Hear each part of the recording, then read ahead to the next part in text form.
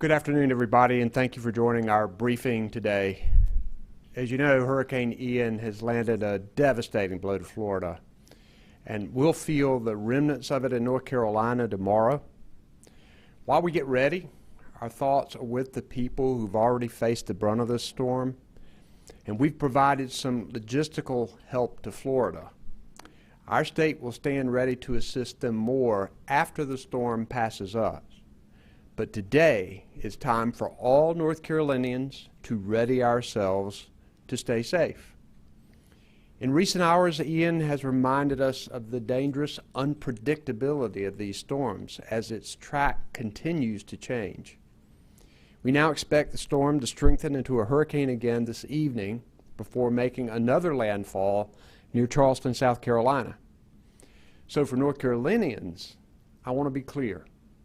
This storm can still be dangerous and even deadly. Heavy rains, up to 7 inches in some areas, are likely to bring flooding. Landslides are a threat in our mountains, and there's a chance of tornadoes statewide. Coastal flooding, heavy rain, and gusty winds are likely as this storm passes through. And remember, it was only 13 months ago that Tropical Storm Fred brought destruction and death to our mountains in western North Carolina. That storm killed 6 people and damaged 125 homes along with more than 200 roads and bridges. In addition, North Carolinians need to be prepared for potential power outages throughout the weekend. And if you haven't already, it's time to make sure that your family is prepared. It's a good idea to have multiple ways to receive emergency information, like a battery-powered radio or a cell phone, so you can receive storm weather watches and warnings. You need to gather emergency supplies like non-perishable food, water, and flashlights in case you lose power. If you already have an emergency kit, now it's a good time to check for the batteries and refresh your supplies.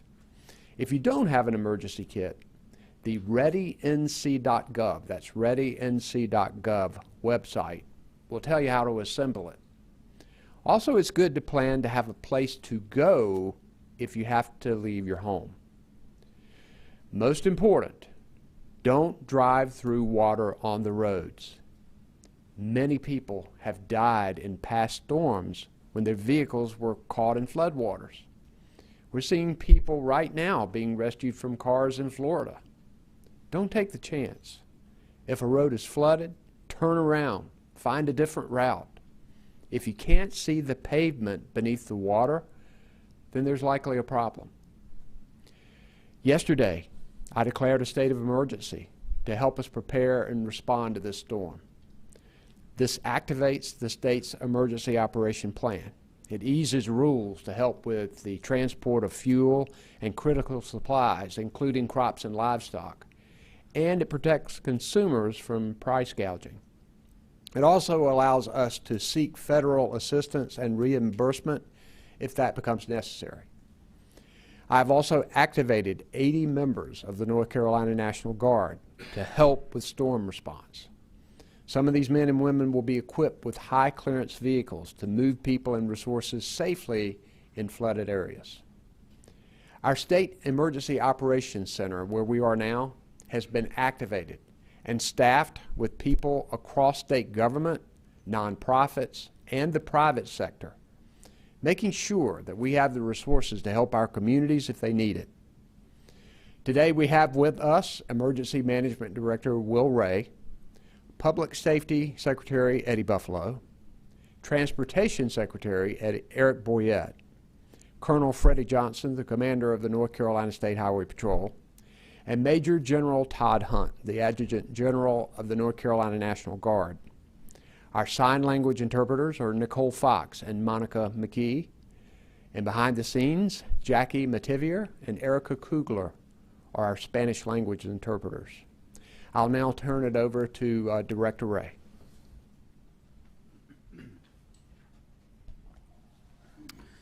Thank you, Governor, and good afternoon, everyone.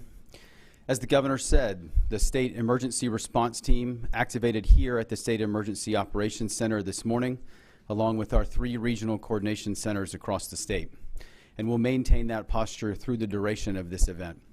We have a total of 350 personnel working here and at our 3 regional centers in the eastern, central, and western branches, as well as some working remotely to support the response. That includes employees from state government agencies, federal partners, and representatives from voluntary, nonprofit, and private sector agencies. That is the strength of the State Emergency Response Team. All those organizations working in partnership, collaborating to make sure we can get the right resources to our local communities when they're needed. In addition to the search and rescue capability that is held locally across the state, these are teams that are staffed by local fire departments and other first responders. We're also deploying and pre-positioning some additional search and rescue and swiftwater rescue teams to areas of concern where the higher rainfall amounts are expected in case they're needed there. We're staging components of 2 urban search and rescue task forces and 7 additional swiftwater teams across the western and central areas of our state to move into impacted areas as needed. As the governor stated, the North Carolina National Guard has mobilized a number of force packages to support emergency response, and those will also be pre-staged in western and central areas of our state. Finally, support from the Department of Transportation, the State Highway Patrol, the Office of the State Fire Marshal, and the Office of EMS are also co-located across the state in our regional centers to support effective response. As the governor stated, please remain aware of the current forecast and the possible risk to your area or where you are traveling. The track of Hurricane Ian continues to evolve and adjust where we may see impacts here in North Carolina. With gusty winds and potentially saturated grounds, we're likely to see toppled trees, bringing down power lines and causing power outages. While we are not anticipating widespread power outages at this time, isolated outages are possible with the increase in potential wind speeds that we have seen. If your power goes out, please remember some basic safety rules. Always use generators outdoors and away from the home to avoid the risk of carbon monoxide poisoning. This is the same for gas and charcoal grills. Never use those indoors, as their fumes can be deadly. Don't try to charge your cell phone by running the car in the garage. That creates deadly carbon monoxide fumes as well.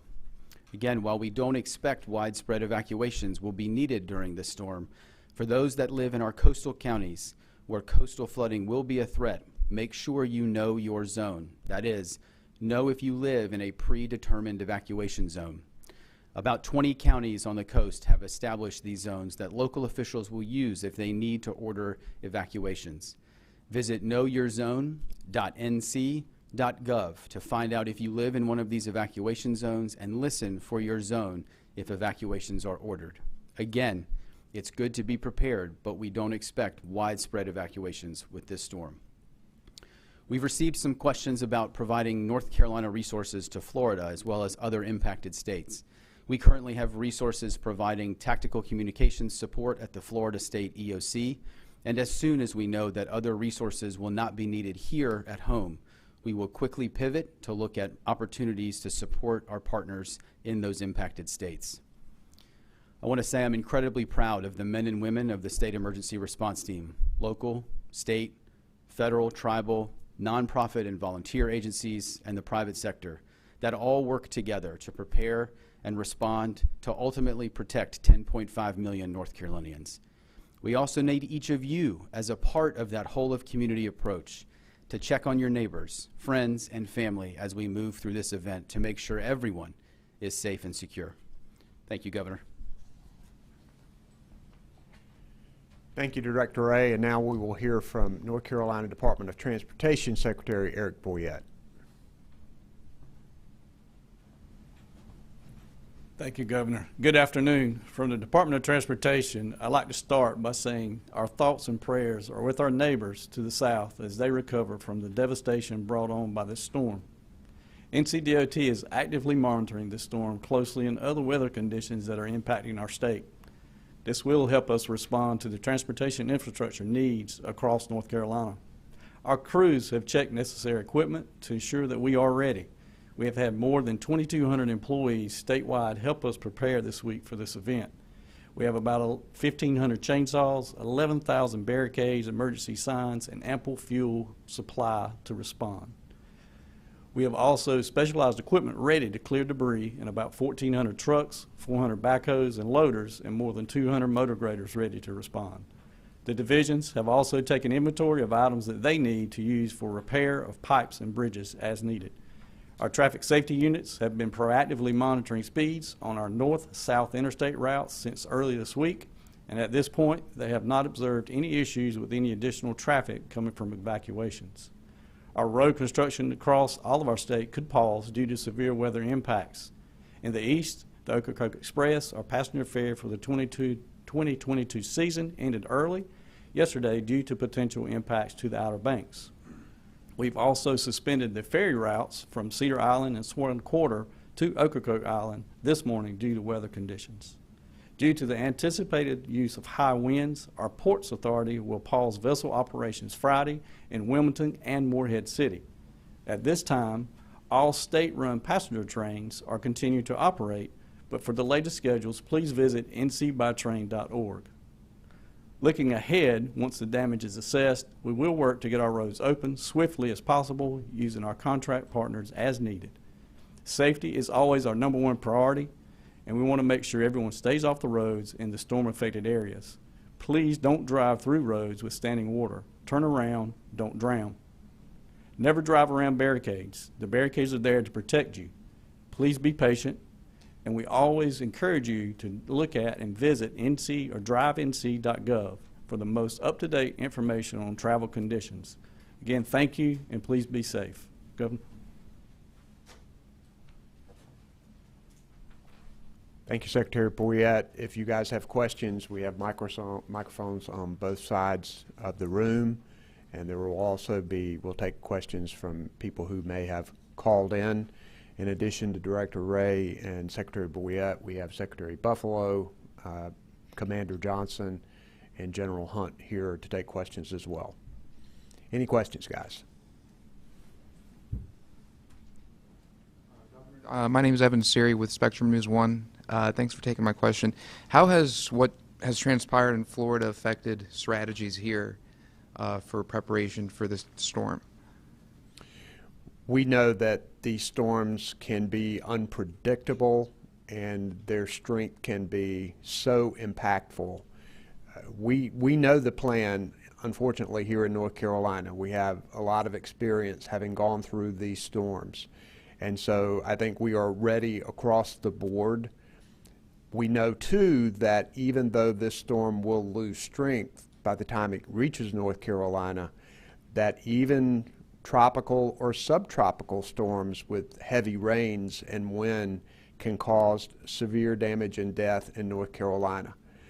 So we're going to be ready. We also, once this storm passes here and we make sure that we've got the resources we need, we will help provide more resources to Florida if they need them. Yes. Dawn Vaughn with the Newsom Observer. You all mentioned watching it and potential changes once it reaches here. What kind of plans are in place for potential emergency shelters if it doesn't track exactly where everyone thinks it's going, and other response? Yeah, there's at least one county that's talking about putting together an emergency shelter, but I'll let Director Ray address that specifically. So thank you for that question, Dawn. I think, as you said, and as we've talked about, we are going to see probably some continued shifts and evolution of where this storm will actually make landfall in South Carolina tomorrow. I think making sure that this team is here, that we are all working together, closely monitoring it, is going to allow us to quickly pivot and adjust and see if that storm does enter South Carolina in a more northern area that impacts in our southeastern part of the state a different way, or central part of the state a different way, to be able to have those partners here ready to move those resources around, particularly as it relates to immediate emergency sheltering, I think is going to be critical. We've had a lot of discussion over the course of this week.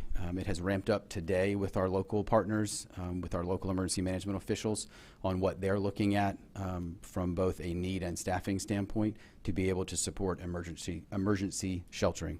Again, we have one county that has kind of proactively leaned forward and is looking at potentially opening one tonight. That's pending, I think, discussion with the county leadership. We know there's discussion with many other counties about what may be needed based on storm track, and understanding that as we move through the rest of today and into tonight, we still have a significant amount of time for this storm to continue to shift and evolve. So again, I think to me this reinforces why we need to have this forward lean, why the State Emergency Operations Center needed to be activated proactively today to make sure that we have those partners in this building and in our regional centers, so that as we see what the impact will be on the ground, we can quickly move the right resource around. And for people thinking about the next days ahead, is it primarily tomorrow is the most concerned as far as North Carolina's impact? So right now we will start to see impacts tomorrow through the day into the evening. Primarily, the timing has shifted, and again, this is one of the reasons why you folks need to be aware of the forecast. Earlier this week, it was going to be a Saturday impact. Now it's largely a Friday impact. We will see some lingering parts of the system move through the state Saturday into Sunday, so there will be additional rainfall and precipitation and risk from weather through the weekend. But the bulk of the weather and the risk that we're talking about right now from either the western part of the state or on the coast is going to really be concentrated right now, tomorrow and tomorrow night. I just wanted to clarify regarding the pre-positioning the crews. It sounded like they're primarily in the western and central parts of the state. Is anything going on in the eastern part of the state, or are you all just not expecting the eastern part to be as heavily impacted as the central and western parts? So I think a couple of things. I think great question. A couple of things. One, there are a significant amount of search and rescue and swiftwater rescue capabilities that we have across our counties, across North Carolina, especially in the eastern part of the state. One of the reasons we picked the task forces that we did to move to western North Carolina was to leave some of the capability organic to those areas in eastern North Carolina. Additionally, not knowing exactly where the storm will track into North Carolina and what those impacts may be, having the team stationed in central North Carolina along the major throughways are going to allow us to move them either direction. If we see the major risk or threat occurring because of landslides and flash flooding in the mountains, we already have some pre-positioned there, but to be able to move some that are staged in the Triad area that direction would be one possibility, or the other direction to the east. Again, that's going to be determined based on final track into the state, what impact we're seeing, as well as what the local jurisdictions identify are their gaps or needs. Because again, we have some incredible local public safety agencies in this state that do incredible work every day and have done a really great job at building capacity, especially around search and rescue and swiftwater.